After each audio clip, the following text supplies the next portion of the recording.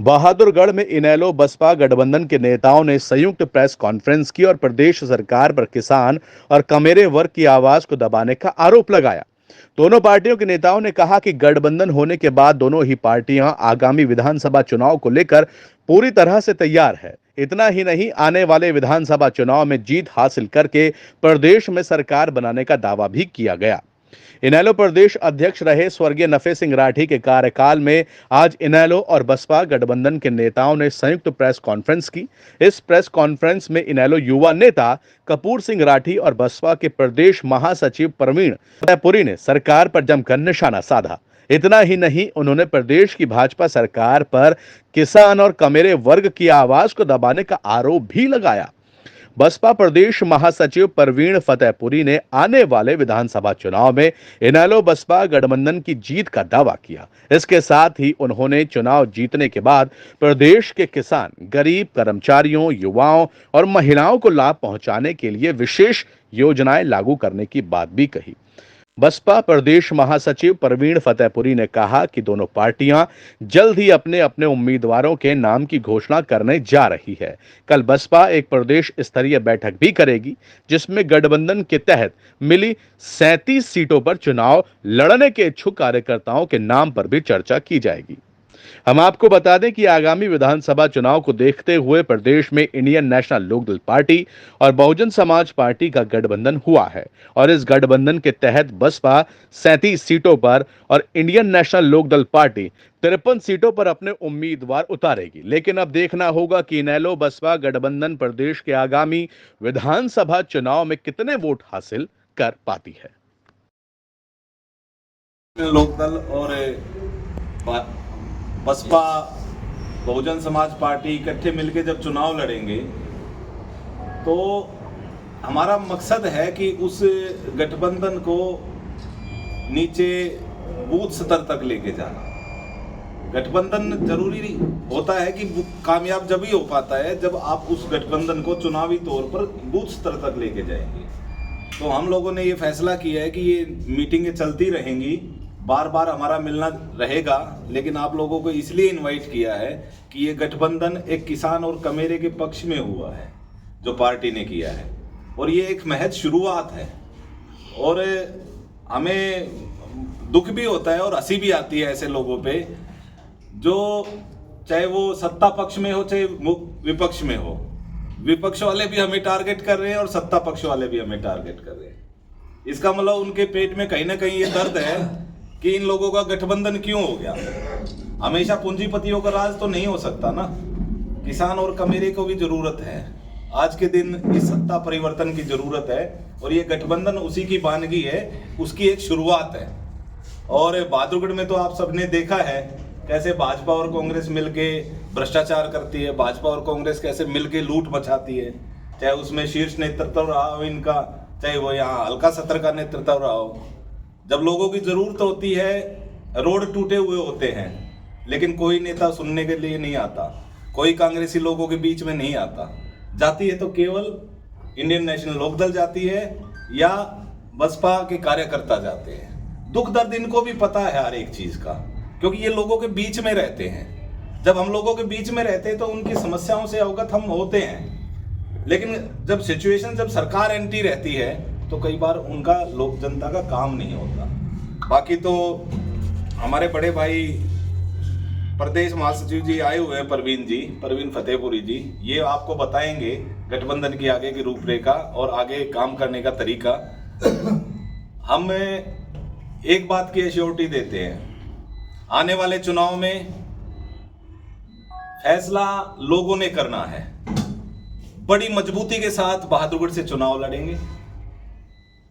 कई बार आपने भी देखा होगा कांग्रेस बीजेपी को अब पेट में दर्द ये हो रहा है कैंडिडेट कौन है। जल्दी कैंडिडेट का नाम भी आएगा, ऐसी बात नहीं है, क्योंकि चुनाव तो कैंडिडेट को ही लड़ना और एक ही लड़ेगा कैंडिडेट।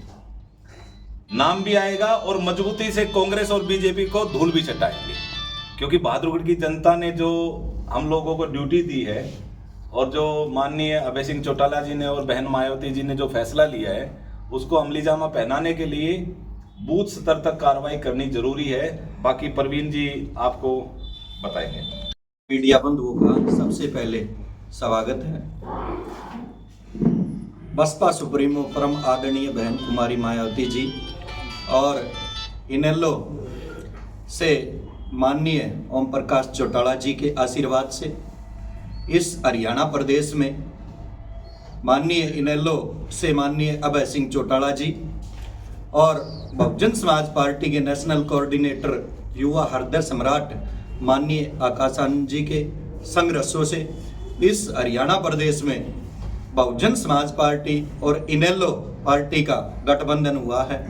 ये गठबंधन इस हरियाणा प्रदेश में किसान और कमेरे वर्ग का गठबंधन है और इस गठबंधन को लेके कुछ दिन पहले चंडीगढ़ में कॉन्फ्रेंस की गई थी और बताया, शीर्ष नेताओं ने बताया था कि बहुजन समाज पार्टी को 37 सीट गठबंधन में मिली है और बाकी 53 सीट इनेलो पार्टी चुनाव लड़ेगी 53 सीटों पे और इस हरियाणा प्रदेश में 90 की 90 विधानसभा में मजबूती से चुनाव ये किसान और कमेरा वर्ग मजबूती से चुनाव लड़ेगा और निश्चित तौर पे इस हरियाणा प्रदेश में गठबंधन की सरकार विधानसभा चुनाव में अब बनने जा रही है। और हमारे इसमें मुद्दे क्या रहेंगे मैं आपको अवगत कराना चाहूँगा कि आज से 10 साल पहले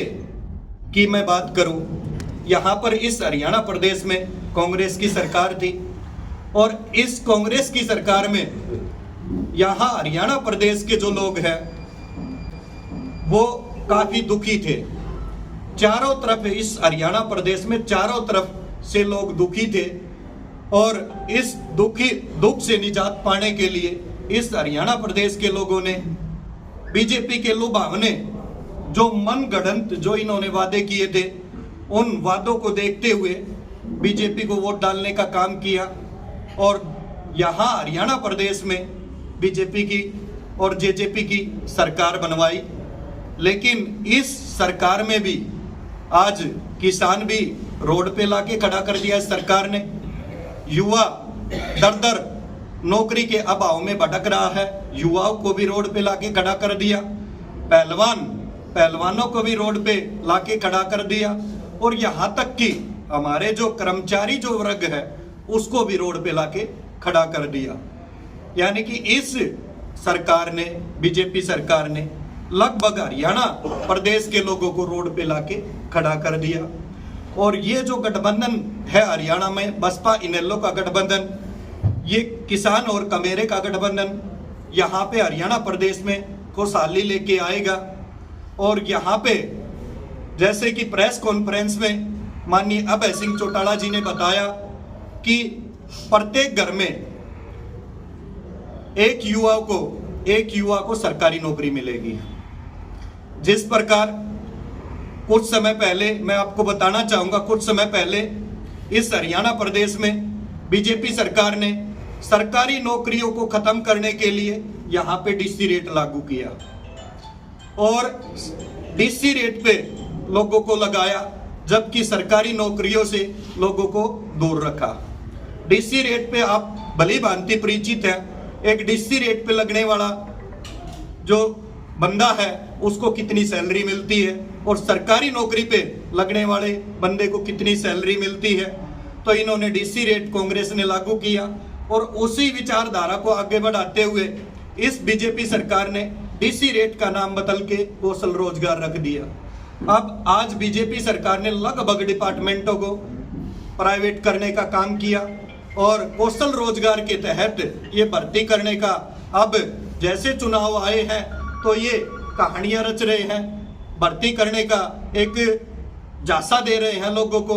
लेकिन एक्चुअल रूप से बताना चाहूँगा कि आज भी प्रदेश का युवा दर दर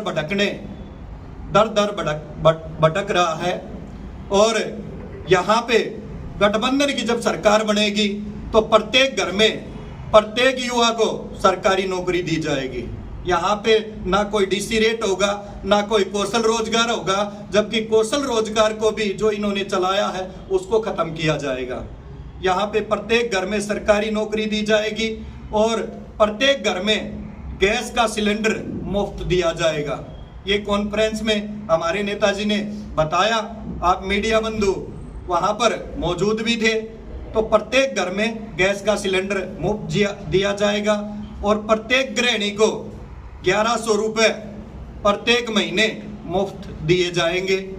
और यहाँ पे जो युवा है उनको मैंने बताया कि नौकरी दी जाएगी, किसानों को उनको MSP के आधार पे उनकी फसल का उचित दाम दिया जाएगा और पहलवान जो आज रोड पे हैं उनको उनकी योग्यता के अनुसार आगे बढ़ाया जाएगा और पुरानी जो ओल्ड पेंशन है उसको इस प्रदेश में लागू किया जाएगा।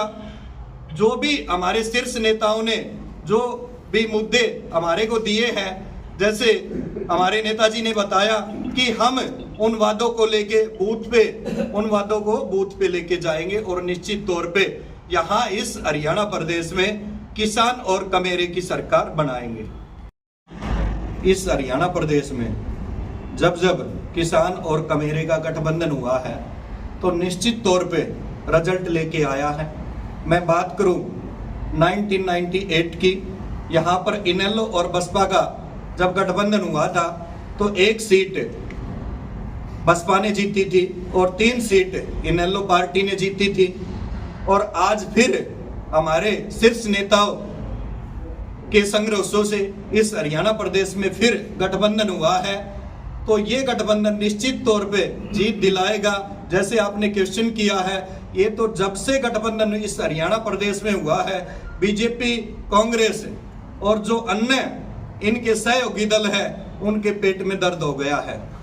और इस गठबंधन उनको पता है, निश्चित तौर पे पता है कि ये गठबंधन सरकार बनाने जा रहा है। तो निश्चित तौर पे वो मनगढ़ंत कहानियां रचने का तो काम करेंगे, लेकिन ये हरियाणा में मजबूत गठबंधन है और निश्चित तौर पे सरकार बनाएंगे। जल्द ही हमारी मीटिंग में डिक्लेयर कर दिया जाएगा कौन सी 37 बसपा की होंगी, कौन सी 53 इनेलो की होंगी। ये अभी डिक्लेयर हाईकमान के द्वारा नहीं की गई है और जल्द ही कल हमारी बहुजन समाज पार्टी की प्रदेश की मीटिंग है, हो सकता कल डिक्लेयर कर दी जाए और जल्द ही जैसे डिक्लेयर होंगी आप सभी मीडिया बंधुओं को जरूर बता दी जाएगी।